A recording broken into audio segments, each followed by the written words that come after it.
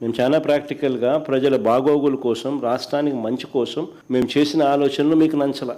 పోనీ మేము plan B ఇచ్చినాం, మేము చేసిన ప్లాన్ ఏ మీకు నచ్చలా. పోనీ ప్లాన్ బి మేము మీకు ఇచ్చాం కదా, ప్లాన్ బి కింద మేము చెప్పిన ప్లాన్ గురించి ఆలోచించారా? అది లేదు. ప్లాన్ బి కింద మేము చెప్పినాం మచిలీపట్నం టు విజయవాడ 70 కిలోమీటర్లు, విజయవాడ టు గుంటూరు మరో 40 కిలోమీటర్లు, మొత్తం ఈ 110 కిలోమీటర్లు నేషనల్ హైవే రోడ్డు ఉంది. ఈ నేషనల్ హైవేకు కాస్త అటు ఇటుగా ఈ మొత్తం క్యాపిటల్ ఏరియా కింద డిక్లేర్ చేయండి. మచిలీపట్నం నుంచి ఎంఏ తీసుకోండి, విజయవాడ నుంచి విఐ తీసుకోండి, గుంటూరు నుంచి GUN తీసుకోండి. మావి గన్ అని పేరు పెట్టండి.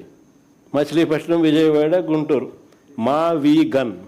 సరే, గన్ అంటే బాగుండదు నీకు, అది జగన్ అనేది గుర్తుకొస్తుంది లేననుకుంటే సరే వేరే పేరు పెట్టండి.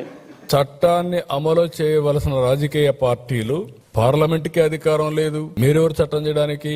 అంటే నేను వస్తే నేను అధికారం వస్తుంది, నేను మళ్ళా ప్రజలు మోసం చేస్తాను, నేను అధికారం తెచ్చుకుంటాను, తెచ్చుకున్నప్పుడు నేను ఏం చేస్తాను చూస్తారు అని బెదిరిస్తే ఏమనాలని అడుగుతున్నా. ప్లాన్ ఏ, ప్లాన్ బి, ఈ రెండు చూసినప్పుడు నాకు అనిపిస్తుంది ప్లాన్ ఏ మొన్నటి వరకు 3 రాజధానులు 3 ముక్కలాట్లు, ఇప్పుడు ప్లాన్ బి. ఈ ప్లాన్ బిలో ఏం చెప్పాలనో మీరే చెప్పాలి. ఆ పేరు పలకాలంటే కూడా నాకు ఇష్టం లేదు.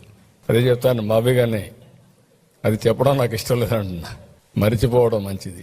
ఇలాంటి ఇవన్నీ కూడా ఏమనాలి? ఏంటి మనస్తత్వం ఏంటి? నాకు అంతుపట్టలేదు, మీకు అంతుపట్టిందా?